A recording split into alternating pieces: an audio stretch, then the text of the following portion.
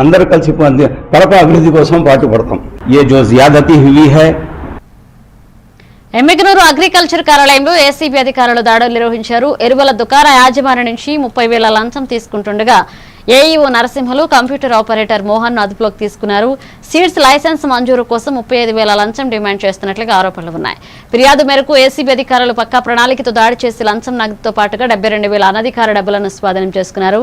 Case నమోదు చేసి విచారణ కొనసాగిస్తున్నట్లుగా ఏసీబీ డీఎస్పీ సోమన్న తెలిపారు.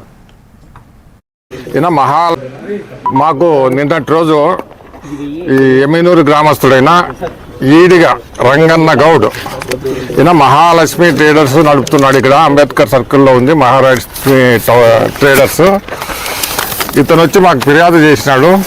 ఇక్కడ వడ్డీ నరసింహులు ఏజ్ 30 years. ఇతను 30,000 రూపాయలు అంటే 35,000 టోటల్ 35,000 రూపాయలు డిమాండ్ చేసినాడు. ఎందుకంటే ఈయన పర్టికులర్ షాపు కాదు, ఫర్టిలైజర్ షాప్కి ఆల్రెడీ లైసెన్స్ ఇచ్చినాడు.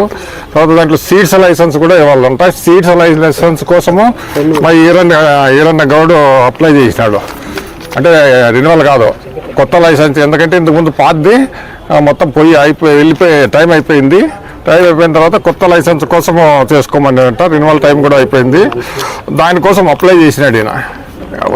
అప్లై చేసి ఈయన దగ్గరకు వస్తే 35,000 లంచం డిమాండ్ చేసినాడు.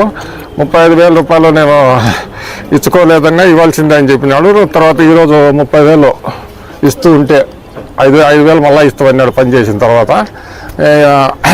30,000 ఇస్తుంటే ఈరోజు మేము రెడ్ హ్యాండెడ్గా పట్టుకోవడం జరిగింది. ఆయన ఇన్స్ట్రక్షన్స్ మేరకు ప్రైవేట్ పర్సన్ తీసుకున్నాడు. అంటే ఆల్రెడీ మేము దానికి రికార్డ్ చేసి ఉంటాం. మేము ఈయన రంగన్న గౌడ్ అడిగినది